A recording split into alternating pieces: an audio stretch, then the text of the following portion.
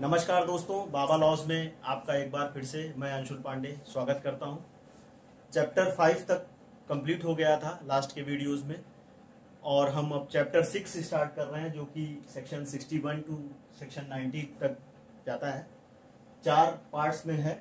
Part A आपका summons के बारे में है जो कि सेक्शन 61 टू 69 आता है। पार्ट बी आपका वारंट ऑफ अरेस्ट है जो कि 70 से 81 तक है और पार्ट सी आपका प्रोक्लेमेशन एंड अटैचमेंट है जो कि 82 टू 86 है और फिर अदर रूल्स हैं आपके 87 से 90 तक। ठीक है, तो सबसे पहले सेक्शन 61 जो कि बताता है कि फॉर्म्स ऑफ समन्स क्या होगा। तो इसमें मेन 4 चीजें हैं कि रिटर्न में होगा, ठीक है, 2 कॉपी इसमें होगा और प्रिसाइडिंग ऑफिसर का साइन होगा, ठीक है, और उसकी सील लगी होगी और पीठासीन अधिकारी द्वारा वो भी कोई व्यक्ति हो सकता है जिसे उच्च न्यायालय समय समय पर निर्दिष्ट करे, उसके द्वारा भी इस पर साइन और सील हो सकता है। फिर सेक्शन 62 अगला आ जाता है कि समन्स हाउ सर्व्ड की कैसे समन की सर्विस 2 प्रकार से हो सकती है। सेक्शन 62 आपका जो बता रहा है कि बाय टेकिंग और बाय डिलीवरिंग, ठीक है, परिदान या निवेदन द्वारा, ठीक है। परिदान डिलीवरिंग मतलब है कि जा कर देना और टेंडरिंग है कि बुला करके उसको समन की सर्विस कर देना, ठीक है। और जो 2 कॉपी में होगा, जो दूसरी कॉपी है जो अधिकारी समन की सर्विस करा रहा है उस पर रिसिप्ट चाहे तो उसका साइन करा सकता है, उस पर रिसिप्ट साइन करा सकता है। 63 आपका सेक्शन बात करता है service of summons on corporate bodies and societies, उन पे कैसे होगी, निगमित निकायों और सोसाइटियों पर समन की तामील तो किसके द्वारा होगी, सेक्रेटरी, लोकल मैनेजर और अदर प्रिंसिपल ऑफिसर, ठीक है, या फिर भारत के निगम के मुख्य अधिकारी के पते पर रजिस्ट्रीकृत डाक द्वारा समन की सर्विस की जा सकती है। और कॉर्पोरेशन के अंतर्गत रजिस्ट्रेशन एक्ट के अधीन इसके में कंपनी या अन्य निगमित निकाय भी अभिप्रेत है, ठीक है। सेक्शन 64 जो कि अगर समन किया गया व्यक्ति नहीं मिल रहा है तो वहां पर जो सेक्शन 64 आपका प्रोविजन करता है कि घर के किसी भी मेल एडल्ट मेंबर पर समन की सर्विस की जा सकती है। लेकिन सीपीसी में भी ऐसा ही प्रोविजन है। जब हम ऑर्डर 5 रूल 15 पढ़ते हैं तो वहां पर भी सेम प्रोविजन है। वहां पर मेल एडल्ट और फीमेल एडल्ट दोनों आते हैं और यहां पर केवल मेल एडल्ट की बात की गई है। लेकिन दोस्तों अब जो बीएनएसएस आ रहा है उसमें सेक्शन 66 में इसके जो है प्रोविजन कर दिया गया है, चेंज कर दिया गया है। वहां पर एक सिग्निफिकेंट चेंज हुआ है। वहां पर घर के किसी भी एडल्ट मेंबर पर अगर पर्सन प्रेजेंट नहीं है तो समन की तामील की जा सकती है। एक्सप्लेनेशन इसका बताता है कि जो सर्वेंट होगा वो घर के सदस्य के अंतर्गत नहीं आता, फैमिली मेंबर में नहीं आता, यानी कि उस पर समन की सर्विस नहीं की जा सकती। सेक्शन 65 आ जाए जो कि आपका बता रहा है procedure when service can not be effected as before provided. इसको सब्स्टिट्यूटेड सर्विस भी कहते हैं, ठीक है। सीपीसी में भी आप पढ़ते हैं ऑर्डर 5 रूल 20 के अंतर्गत कि जब व्यक्ति ऊपर के दिए गए जो भी 62, 63 इन सब प्रकारों से नहीं मिल सकता है तो वहां पर घर के कॉन्स्पिक्यूअस पार्ट पे जहां वो निवास करता है वहां पर एक कॉपी चिपका दी जाएगी और मान लिया जाएगा कि वहां पर प्रतिस्थापित तामील कर दी गई है, ठीक है। सेक्शन 66 बात करता है अगर गवर्नमेंट सर्वेंट पर सर्विस की तामील करनी है तो वो भी 2 कॉपीज में होगी और the head of the office which such person is employed, वहां पे समन की तामील कर दी जाएगी और उस न्यायालय को जो एक कॉपी होगी उसको लौटा दिया जाएगा और जो साइन होगा वहां का ऑफिसर का जो जहां वो वर्क कर रहा है वो इसका तामील का साक्ष्य माना जाएगा। 67 आपका बात करता है कि अगर जुरिस्डिक्शन के बाहर समन की तामील करनी है तो वहां पर 2 प्रतियों में ऐसे मजिस्ट्रेट को भेजा जाएगा जिसकी स्थानीय अधिकारिता के अंतर्गत उसकी तामील की जानी है, वो एग्जीक्यूशन करवाएगा।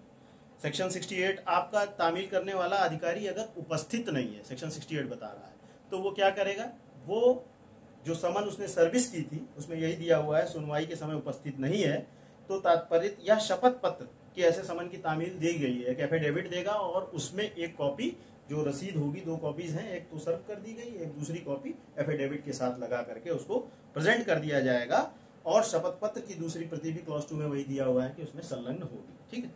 सेक्शन 69 अगर किसी विटनेस पर डाक द्वारा समन की तामील करनी है, ठीक है, तो वहां पर जो प्रीवियस सारे सेक्शंस हैं अप्लाई करेंगे विटनेस के संबंध में भी और उसके साथ साथ न्यायालय यह भी निर्देश दे सकता है कि उस समन की एक प्रति की तामील साक्षी के उस स्थान के पते पर जहां वह मामूली तौर पर निवास करता है या ऑर्डिनरी कोर्स ऑफ बिजनेस है उसका रजिस्ट्रीकृत डाक द्वारा की गई है। क्लॉज 2 इसका थोड़ा सा इंपॉर्टेंट है, जान लीजिएगा कि अगर जो सर्विस कराने गया है व्यक्ति उसने लिख दिया है कि वहां समन लेने से इनकार कर दिया गया है, रिफ्यूज कर दिया गया है, तो इसको सर्विस मान लिया जाएगा कि समन की सर्विस हो गई। ठीक है, ये समन के रिगार्डिंग प्रोविजंस है। अगला जस्ट चैप्टर आ जाता है आपका वारंट के रिगार्डिंग, जो कि 70 से 81 इसमें बी में बी पार्ट में आ रहा है।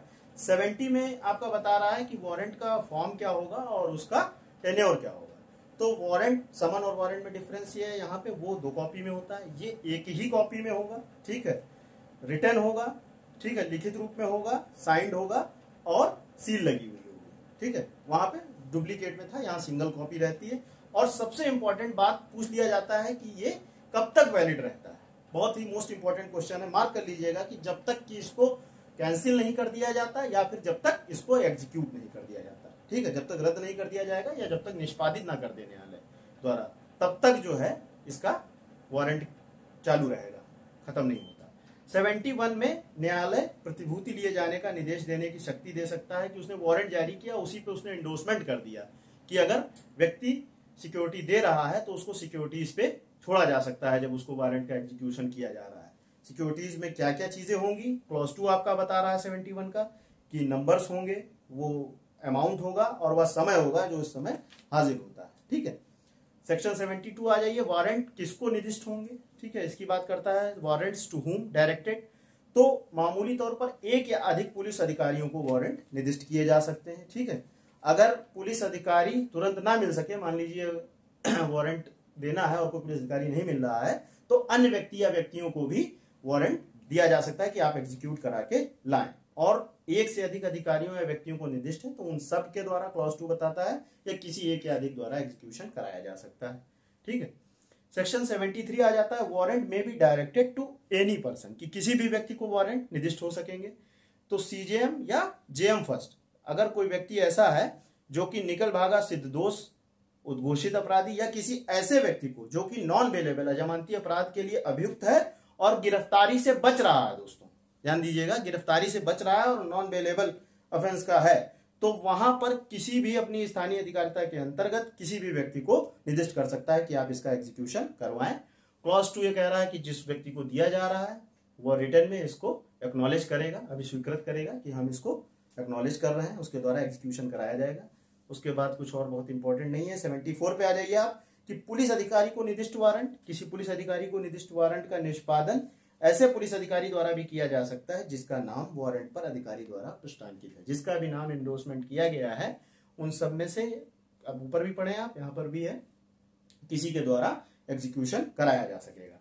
ठीक, वारंट के सार की सूचना 75, notification of substance of warrant. ठीक है, राइट ऑफ अरेस्टेड पर्सन भी इसके अंतर्गत में भी ये सेक्शन आप मेंशन कर सकते हैं 75, कि जिसको अरेस्ट किया जा रहा है उसको जो है वारंट का पूरा सार बताया जाएगा कि किस लिए आपको अरेस्ट किया जा रहा है। ठीक, सेक्शन 76 आपका बात करता है person arrested to be brought before court without delay. ठीक है, बिना किसी डिले के कोर्ट के समक्ष लाया जाएगा उसको। ठीक है, हमने पिछली क्लास में भी जब वहां पढ़ रहे थे आपको अरेस्ट में, वहां भी बता रहे थे कि बिना डिले के लाया जाता है विद इन 24 आवर्स। ठीक है, यात्रा का समय हटाते हुए। ठीक है, कॉन्स्टिट्यूशन में भी आर्टिकल 22 सब क्लॉज 2 में इसके बारे में प्रोविजन है, विद इन 24 आवर्स आपको प्रेजेंट करना है। ठीक है, और अगर 71 के प्रोविजंस को ध्यान में रखते हुए, अगर 71 में सिक्योरिटी ले ली गई है तो कोई बात ही नहीं, सिक्योरिटी उसने फर्निश कर दी है और 24 घंटे में प्रेजेंट होगा। 77 आ जाइए, व्हेन वारंट में बी एग्जीक्यूटेड। ठीक है, वारंट कहां निष्पादित किया जा सकता है, तो गिरफ्तारी का वारंट भारत के किसी भी स्थान में, होल ऑफ इंडिया।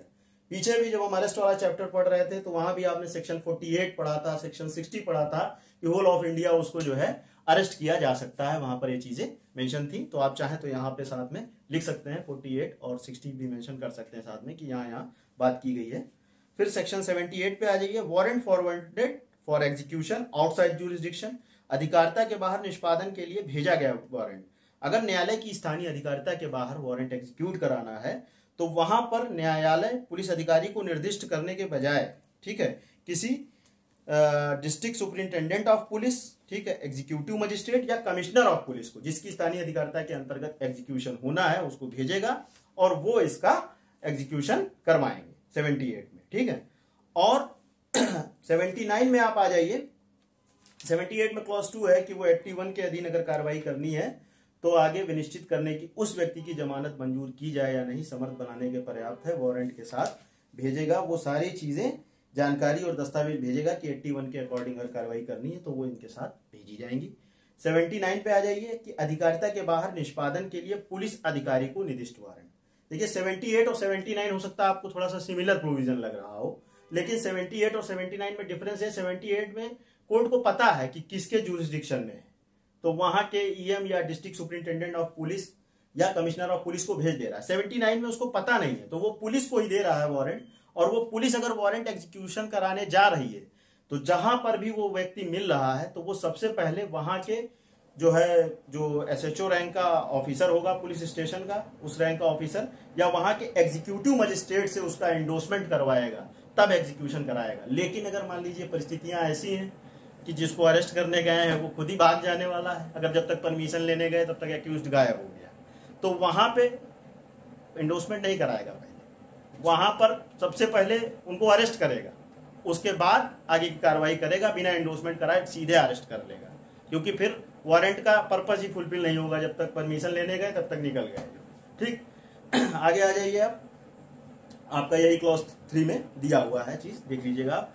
सेक्शन 80 साथियों बहुत इंपॉर्टेंट है, ट्रांजिट रिमांड के नाम से भी इसको जानते हैं। ठीक है, अगर किसी एक्यूज्ड को अरेस्ट किया गया, किसी व्यक्ति को अरेस्ट किया जा रहा है, गिरफ्तारी के वारंट के उसको उसमें अरेस्ट किया गया, और सपोज दैट वो डिस्ट्रिक्ट के बाहर है, वहां पे उसका एग्जीक्यूशन हुआ वारंट का, भेजा गया एक डिस्ट्रिक्ट का और किया गया दूसरे डिस्ट्रिक्ट में, और वो कोर्ट 30 किलोमीटर दूर है जहां पे जिस कोर्ट ने दिया था, तो क्या करेगा, जो व्यक्ति अरेस्ट करेगा वो उस व्यक्ति को वहां के एग्जीक्यूटिव मजिस्ट्रेट, ठीक है, या फिर DM, district superintendent of police, या फिर कमिश्नर ऑफ पुलिस, इन तीनों में से किसी के सामने तुरंत प्रेजेंट करेगा। ठीक है, और उसके बाद उनके द्वारा एक मेमोरेंडम टाइप का बना दिया जाएगा, हिंदी में उसको रवन्ना बोलते हैं, रवन्ना बनवा लेना। 30 किलोमीटर टाइम, क्योंकि सीआरपीसी पुराने समय की है, कहीं ना कहीं रीजन इसके पीछे था कि 24 आवर्स जो टाइमिंग है वो जो है बीत जाएगी, तो 30 वो जब वहां पे उन्होंने बनवा लिया, ट्रांजिट रिमांड के रूप में प्रस्तुत कर दिया, तो फिर वो उनको ला करके आराम से प्रेजेंट कर सकते हैं। ठीक है, वो ऑब्लिगेशन नहीं रह जाती वहां पर। तो ट्रांजिट रिमांड में वहां का जो भी लोकल होगा, अगर 30 किलोमीटर के बाहर है तो एग्जीक्यूटिव मजिस्ट्रेट या डिस्ट्रिक्ट सुपरिंटेंडेंट ऑफ पुलिस या कमिश्नर ऑफ पुलिस के द्वारा करा लिया जाएगा। ठीक है, सेक्शन 81 पे आ जाइए आप कि अगर उसके सामने प्रेजेंट किया जा रहा है उस मजिस्ट्रेट द्वारा प्रक्रिया, वो क्या करेगा, तो वो देखेगा जब ट्रांजिट रिमांड के लिए ले जाएंगे कि क्या ये वही व्यक्ति है जिसके लिए वारंट था, तो वो उस कोर्ट की अभिरक्षा में भेज देगा। लेकिन प्रोविजो उसमें दिया हुआ है 81 में कि अगर अपराध जमानती है, अगर अपराध बेलेबल है, तो वहां पे अभियुक्त को न्यायालय भेजने के बजाय वो देखेगा कि धारा 71 के अधीन वो सिक्योरिटी फर्निश कर दे, छोड़ दिया जाएगा उनको। ठीक है, लेकिन अगर अपराध अजमानती है, ठीक है, तो साथियों अगर अपराध अजमानती है तो 437 जो कि बेल के रिगार्डिंग आपका 436 से 450 चैप्टर डील करता है बेल का, तो 437 में आपका उसके प्रोविजंस के अधीन रहते हुए सीजेएम या उस जिले में जिसमें गिरफ्तारी की गई है सेशन न्यायाधीश, मार्क कर लीजिएगा दोस्तों, पूछा गया क्वेश्चन है, सीजेएम या सेशन न्यायाधीश ही 78 क्लॉज 2 के उपबंधों और दस्तावेजों पर विचार करने के पश्चात ऐसे व्यक्ति को छोड़ देना विधिपूर्ण होगा, उसको छोड़ सकेगा। ठीक है, ये तो हो गया वारंट। इसके बाद आ जाइए, देखिए स्टेप बाय स्टेप है, सबसे पहले समन है, फिर वारंट है, उस पर भी नहीं आ रहा है, तो ये प्रेजेंट कराने के लिए सारे प्रोविजन है। ठीक है, कि साम दाम दंड भेद कैसे भी करके एक्यूज्ड को लाया जाए कोर्ट में। ठीक है, तो 82 पे आ जाइए, उद्घोषणा और कुर्की। ठीक है, प्रोक्लेमेशन एंड अटैचमेंट। तो 82 में अगर कोई व्यक्ति, ठीक है, साक्ष्य लेने के लिए पश्चात या लिए बिना किसी न्यायालय को या विश्वास करने का कारण है जिसके विरुद्ध उसने वारंट जारी किया है, फरार हो गया है या अपने आप को छिपा रहा है, तो वहां पर वारंट का निष्पादन नहीं हो रहा है, तो न्यायालय एक आपका प्रोक्लेमेशन जारी करता है। ठीक है, कि प्रकाशन की डेट से 30 डेज के अंतर्गत एक्यूज जो है प्रेजेंट हो जाए। ठीक, और उद्घोषणा जो है प्रकाशन होगा, क्लॉज 2 में उसका आपका प्रकाशन किया जा रहा है, जहां पे मामूली तौर पर निवास कर रहा है वहां पर, या जहां पे निवास करता है वहां के किसी सहज दृश्य स्थान पर लगाई जाएगी। ठीक है, और न्याय सदन के किसी सहज दृश्य भाग पे लगाई जाएगी। डुग्गी वगैरह पिटवाई जाती है, कोर्ट में रहते हैं वो डुग्गी पिटवाया जाता है कि इनके नाम का प्रोक्लेमेशन जारी हो गया है। ठीक है, कोर्ट वोट आप लोग कभी गए होंगे तो देखे होंगे इस चीज़ को या सुने होंगे। और इस सब के बावजूद भी अगर नहीं उसको पता चल रहा है, दैनिक समाचार पत्र में भी उसका पब्लिकेशन करा दिया जाएगा। ठीक, और प्रकाशन कर दिया गया है 82(2) में 3 बता रहा है कि यह इस बात का निश्चायक साक्ष्य होगा कि इस धारा की अपेक्षाओं का अनुपालन कर दिया गया है। ठीक है, 82(2) का जब कंप्लायंस हो जाएगा तो मान लिया जाएगा कि पब्लिकेशन हो गया, जानकारी हो गई। अब इसके बावजूद भी अगर अभियुक्त जो उद्घोषित अपराधी है वो अपने को प्रकट नहीं कर रहा है, प्रोक्लेमेशन जिसके लिए जारी किया गया था, ठीक है, तो प्रोक्लेम्ड ऑफेंडर घोषित कर दिया जाएगा। ये दोस्तों ध्यान रखिएगा कि प्रोक्लेमेशन 82(1) में जारी होता है और प्रोक्लेमेशन ऑफेंडर जो है घोषित किया जाता है 82(4) में। पूछे गए हैं सारे के सारे सेक्शन, इंपॉर्टेंट है, ध्यान रखिएगा। और अगर उद्घोषित अपराधी और इसके 174A में ये पनिशेबल भी है, अगर प्रकट कर सकता है और उस प्रभाव की घोषणा कर सकता है। 174A में 82(4) का अगर कंप्लायंस नहीं हो रहा है तो 174A में इसके लिए पनिशमेंट भी दिया गया है आईपीसी के। 83 में आ जाइए कि attachment of property of person absconding, कि जो व्यक्ति एब्सकॉन्ड है, फरार व्यक्ति की संपत्ति की कुर्की कैसे होगी। तो सबसे पहले कि प्रोक्लेमेशन नियम, जनरल नियम यह है कि प्रोक्लेमेशन जारी होने के बाद किसी समय, एनी टाइम, ठीक है, दिया हुआ है, व्यक्ति की जंगम या स्थावर, मूवेबल और इमूवेबल दोनों प्रॉपर्टीज का जो है कुर्की किया जा सकता है। ठीक है, लेकिन अगर उद्घोषणा जारी करते समय न्यायालय का जो भी है वो शपथ पत्र द्वारा या अन्यथा समाधान हो जाए, दूसरी पार्टी ये समाधान करा दे कि वो व्यक्ति अपनी किसी प्रॉपर्टी को डिस्पोज करने वाला है, होल और any part of his property, clause A, ठीक है, 83 में देखिए 1 में दिया हुआ है। और क्लॉज बी आपका कह रहा है कि रिमूव द होल और any part of his property from the local jurisdiction of the court, हटा देने वाला है। तो वह उद्घोषणा जारी करने के साथ ही साथ कुर्की का आदेश दे सकता है। लेकिन जनरल रूल क्या है कि प्रोक्लेमेशन के बाद ही कुर्की का आदेश होगा। अगर एफिडेविट पे व्यक्ति उसको समाधान करा देगा तो साथ साथ कर देंगे, लेकिन जनरल रूल साथियों यह है कि प्रोक्लेमेशन पहले जारी होगा उसके बाद अटैचमेंट, साथ साथ इन जनरल नहीं होता। ठीक, 82(2) आपके अगर डिस्ट्रिक्ट के बाहर कुर्की करनी है तो वहां के जिला मजिस्ट्रेट द्वारा इसका पृष्ठांकन किया जाएगा। ठीक है, 83(3) और 83(4) इसके बारे में प्रोविजन करता है कि मूवेबल प्रॉपर्टी का कैसे आपका जो है प्रोसीजर होगा अटैचमेंट का, और इमूवेबल का कैसे होगा। तो मूवेबल 83(3) में बता रहा है कैसे होगा, बाय सीजर, अभिग्रहण द्वारा या रिसीवर की नियुक्ति द्वारा। रिसीवर की नियुक्ति आप पढ़ते हैं सीपीसी में, ऑर्डर 40 इसके बारे में बात करता है। ठीक है, ऑर्डर 40 रूल 5 आपका कलेक्टर नियुक्त किया जाता है अगर रेवेन्यू देने वाली प्रॉपर्टी है, सीपीसी में आपके प्रोविजंस दिए गए। ठीक है, और अगर राजस्व देने वाली है तो जिले के कलेक्टर द्वारा यहाँ पर भी हो रहा है। और कब्जा लेकर रिसीवर की नियुक्ति द्वारा या उद्घोषित व्यक्ति को या निमित्त किसी भी संपत्ति का किराया देना, संपत्ति का प्रदान करने का प्रतिषेध करने वाला लिखित आदेश द्वारा दी जाएगी। या ऊपर की जो तीनों मोड्स दिए हुए हैं उनमें से किन्हीं भी 2 मोड्स को यूज करके अटैचमेंट किया जा सकता है मूवेबल का।